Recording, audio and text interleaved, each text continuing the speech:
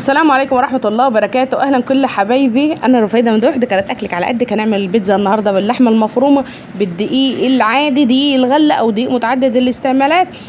وهنعمل كمان بيتزا الرنجة، بيتزا بطارخ الرنجة، مش الرنجة، بيتزا بطارخ الرنجة. حاجة كده في منتهى الجمال، طعمها خيال. وأقول لكم تكات اللي تفيد معاكم البيتزا وتخليها طالعة زي ما انتوا شايفينها كده، ما شاء الله قد الكيكاية. ابني بيقول لي يا ماما دي قد الكيكاية يا ماما. نص الصينيه عجينه حلوه هشه عامله زي الفينو كده، جميله جدا. طعمها كمان خطير وفي منتهى الجمال. احنا ما عندناش موزاريلا، فحطينا شيدر. الجبنه اللي شايفينها دي شيدر مبشور، بس برضو مش عارفه ليه ما ساحتش، يعني ما بتسحش تقريبا. الجبنه بتاعتنا ما بتسحش ليه، مش عارفه. بيقولوا لي السر بقى، يعني ممكن تكون شيدر مش اللي هي اللي بتسيح. يعني تقريبا الشيدر منه انواع، في منه بيسيح وفي منه لون بس. المهم يعني طعمها جميل، حاجه كده تحفه. لو لسه اول مره تشوفوني اعملوا لايك واشتركوا في القناه وفعلوا زر الجرس. دي قناه اكلك على قدك، بنقتصد في كل حاجه، بنخترع اي حاجه مكان اي حاجه غاليه بنخترعها رخيصه. بحبكم في الله قوي، حطوا لايك. احنا معانا العجينه اللي بيخليها بقى طعمها خيال. عارفين ده ده اللي هي الخلطه بتاعه الاندومي.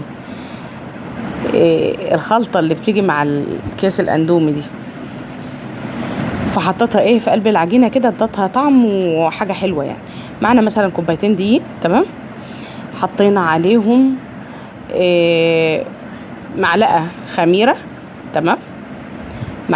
معلقه صغيره خميره. طبعا احنا في الحراره، فمعلقه صغيره خميره كفايه قوي قوي يعني. وحطينا عليه اللي هو نص الظرف يعني.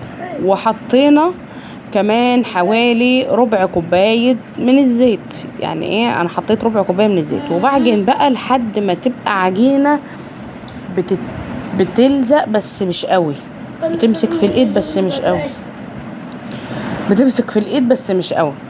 تبقى العجينه يعني بتلزق بس مش جامد. يعني شايفين هي بتلزق بس مش سايبه ميه يعني، تمام. عملت انا غلطه بقى هنا، فما تعملوهاش. انا سبتها تخمرت هناك، تمام. ورجعت حطيتها في الصينيه دي، قلت تعلى كمان شويه. فبتقل حصل بقى، قامت لازقه في قلب الصينيه. طبعا خمرت ولزقت في قلب الصينيه. فانتوا ما تحطوهاش الا على الخبيز على طول. يعني لان طبعا احنا مخلينها طريه في الميه، مدينا حقها في الميه. فعشان كده، والخميره كمان والجو الحراره عاليه، فعشان كده بتخمر بسرعه وبتلزق في المكان اللي هي فيه. فتمام، فخلوها هناك وقوموا حاطينها على طول في الصينيه لحد بس ما تجهزوا الحاجات وتحطوها عليها وبس وخلاص. هتكون هي خمرت وبقت زي الفل.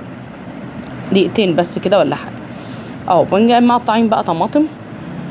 عايزه بقى انت تحطي على انا حطيت كاتشب فوقيها.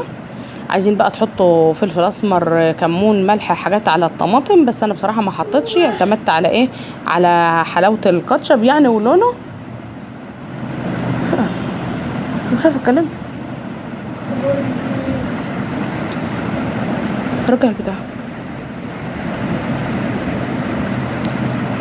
معلش. ربنا يهدي ولادكم وولاد المسلمين وولادي يا رب، اللهم امين.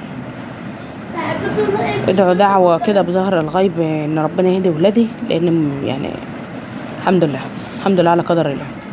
قدر الصبر على الولاد ده على فكرة فيه اجر والله. لا، الصبر على الولاد ده فيه اجر. انا اتكلمت تاني وهضرب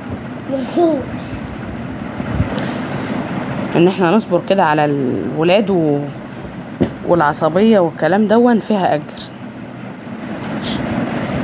هجري. حطينا بقى فلفل اخضر.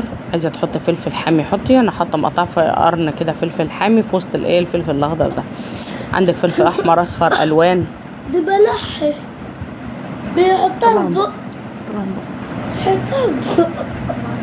طبعا هنا بقى بنحط الشيدر بتاعتنا. افتكرت بقى ان انا اصلا ما حطيتش اللحمه، فقلت حطيت طبقه شيدر كده، وقلت اما اروح اجيب اللحمه.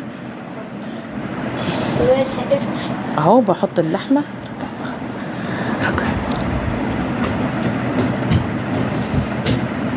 حطيت اللحمه.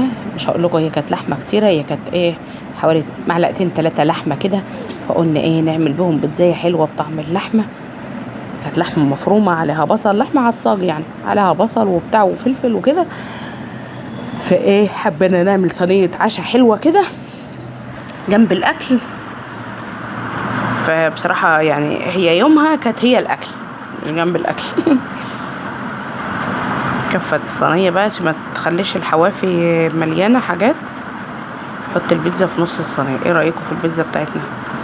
غرقيها بقى شيدر وموتزاريلا ان كان عندك، ولو ما عندكيش لا ده ولا ده عندك جبنه قريش من غير ملح اسمعي مني وحطيها على الوش هتسيح.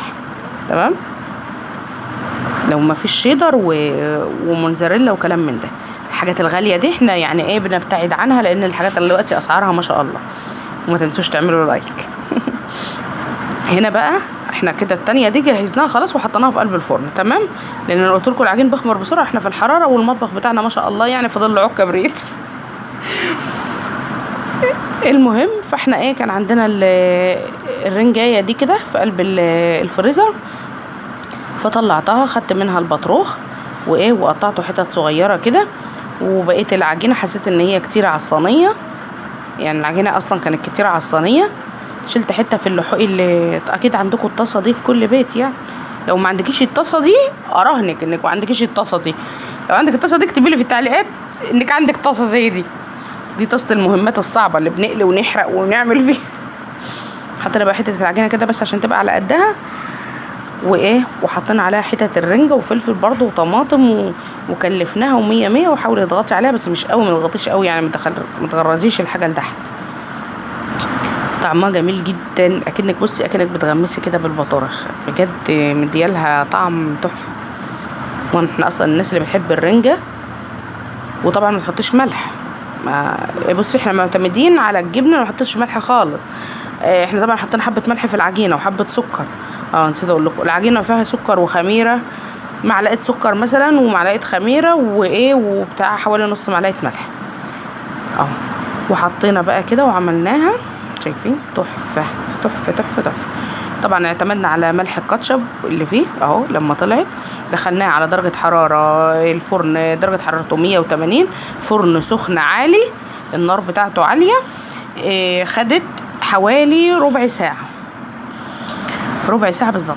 دي اللي بالرنجه، دي اللي كانت في الطاسه. شايفين ما شاء الله جميله جدا جدا جدا وطعمها تحفه.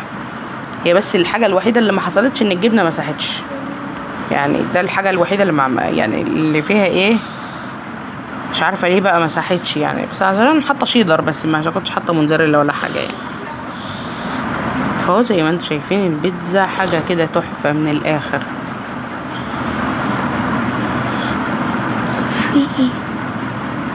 في ايه الدب بتاعي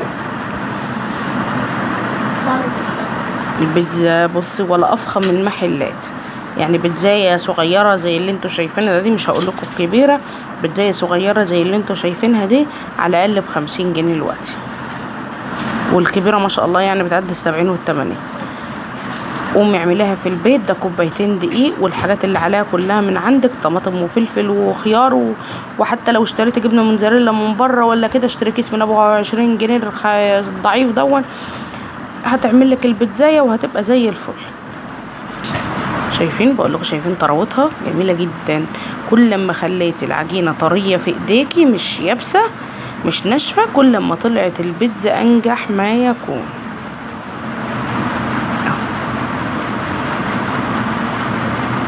ما شاء الله كده حاجه فاخر من الاخر. اهو يا حبايبي، ودي صينيه البيتزا الاولانيه اللي احنا حطينا فيها اللحمه، تحفه وجميله وجميله جميله. بحبكم في الله، اعملوا لايك. السلام عليكم ورحمه الله وبركاته.